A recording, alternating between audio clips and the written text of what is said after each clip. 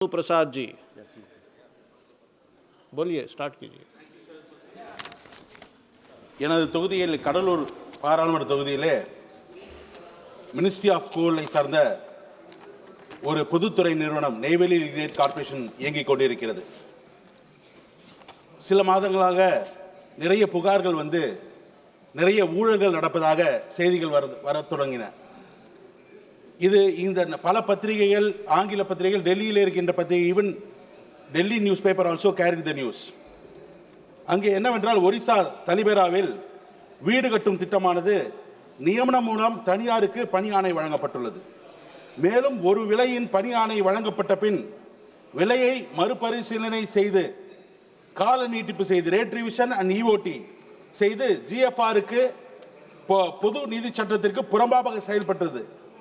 சாம்பல் விற்பனையில் 2 முறை கால நீட்டிப்பு தந்து 2 times எக்ஸ்டென்ஷன் ஆஃப் டைம் பெரும் நஷ்டத்தை ஏற்படுத்தியுள்ளார்கள். சிஎஸ்ஆர் மூலம் பல கோடி ஊழல் நடந்திருப்பதாக செய்திகள் வருகிறது.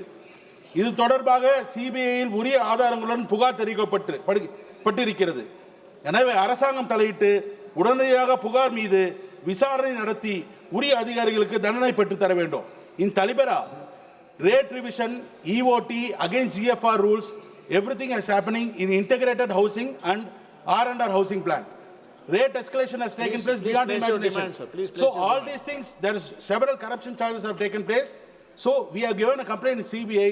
Government has to interfere and take appropriate action, inquiry and appropriate action against the officials. Thank you.